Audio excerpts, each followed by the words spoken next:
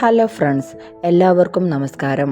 യൂട്യൂബിലും ഇൻസ്റ്റഗ്രാമിലും ഇപ്പോൾ ഏറ്റവും വലിയ ട്രെൻഡിങ് വിഷയം എന്താണെന്ന് ചോദിച്ചാൽ ഒറ്റ ഉത്തരമേയുള്ളൂ: രേണു സുധിയുടെ ക്യാൻസർ വാർത്തകൾ.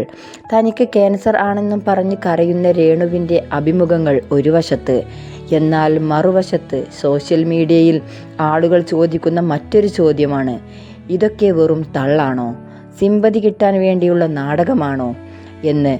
രേണുവിന് ക്യാൻസർ ഇല്ല, അതൊരു കള്ളക്കഥയാണ് എന്ന് സോഷ്യൽ മീഡിയയിലും യൂട്യൂബിലും പറയാൻ ചില വ്യക്തമായ കാരണങ്ങളുമുണ്ട്. അതിനെക്കുറിച്ചാണ് നമ്മൾ ഇന്ന് സംസാരിക്കാൻ പോകുന്നത്. വീഡിയോ മുഴുവനായി കാണുക, നിങ്ങളുടെ അഭിപ്രായങ്ങൾ പറയുക. ആദ്യമായി ആളുകൾ ചോദിക്കുന്നത് ഇതാണ്: ക്യാൻസർ പോലെയുള്ള ഇത്രയും ഗുരുതരമായ ഒരു രോഗം വന്നിട്ട് ഒരാൾക്ക് ഇത്രയധികം അഭിമുഖങ്ങൾ കൊടുക്കാൻ എങ്ങനെ സാധിക്കുന്നു? സാധാരണക്കാരായ രോഗികൾ കീമോതെറാപ്പിയും മറ്റു ചികിത്സകളുമായി ആശുപത്രികളിൽ കഷ്ടപ്പെടുമ്പോൾ രേണു സുധി ക്യാമറയ്ക്ക് മുന്നിലിരുന്ന് തുടരെ എങ്ങനെ ഇൻ്റർവ്യൂകൾ കൊടുക്കാൻ സാധിക്കുന്നു എന്നതാണ്. രണ്ടാമത്തെ കാര്യം, ഈ അഭിമുഖങ്ങളിൽ ഉടനീളം തൻ്റെ രോഗത്തെക്കുറിച്ച് സംസാരിക്കുന്നതിനേക്കാൾ കൂടുതൽ അവർ സംസാരിക്കുന്നത് മകൻ കിച്ചുവിനെക്കുറിച്ചും കിച്ചു തന്നെ വിളിച്ചില്ല എന്നതിനെക്കുറിച്ചുമൊക്കെയാണ്. ഇവിടെയാണ് പ്രേക്ഷകർക്ക് സംശയം തോന്നുന്നത്. ഇതൊരു രോഗത്തെക്കുറിച്ചുള്ള അവബോധമോ സങ്കടമോ ആണോ, അതോ കുടുംബ പ്രശ്നങ്ങൾ പൊതുജന മധ്യത്തിൽ കൊണ്ടുവന്ന് സിമ്പതി നേടാനുള്ള ശ്രമമാണോ?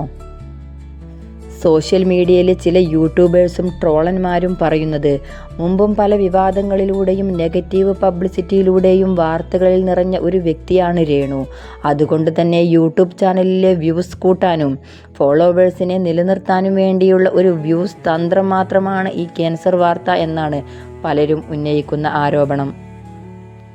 പ്രേക്ഷകർ ചോദിക്കുന്ന പ്രധാന ചോദ്യങ്ങൾ ഇതൊക്കെയാണ്: മെഡിക്കൽ റിപ്പോർട്ടുകളും കൃത്യമായ ചികിത്സാ വിവരങ്ങളോ വ്യക്തമാക്കാതെ എന്തുകൊണ്ടാണ് വെറും വാക്കിൽ മാത്രം കാര്യങ്ങൾ പറയുന്നത്? 2. ദുബായിൽ വെച്ച് രോഗം കണ്ടെത്തിയെന്ന് പറയുന്നു, എന്നാൽ അതിനുശേഷം സോഷ്യൽ മീഡിയയിലെ റീലുകൾക്കോ വീഡിയോകൾക്കോ ഒരു കുറവുമില്ല. ഒരു ക്യാൻസർ രോഗിയുടെ മാനസികാവസ്ഥ ഇതാണോ? 3. കിച്ചുവിനെ മോശക്കാരനായി ചിത്രീകരിക്കാൻ ഈ രോഗത്തെ ഒരു ആയുധമാക്കുകയാണോ രേണു ചെയ്യുന്നത്? ഇങ്ങനെയുള്ള ചോദ്യങ്ങളാണ് ഇപ്പോൾ സോഷ്യൽ മീഡിയയിൽ രേണുവിനെതിരെ വൻതോതിൽ വിമർശനങ്ങൾ വരാൻ കാരണം. സത്യം എന്താണെന്ന് നമുക്ക് ഇപ്പോഴും 100% ഉറപ്പിച്ചു പറയാൻ കഴിയില്ല. ഒരു പക്ഷേ രോഗം സത്യമായിരിക്കാം, അല്ലെങ്കിൽ വിമർശകർ പറയുന്നത് പോലെ അതൊരു പബ്ലിസിറ്റി സ്റ്റണ്ട് ആയിരിക്കാം.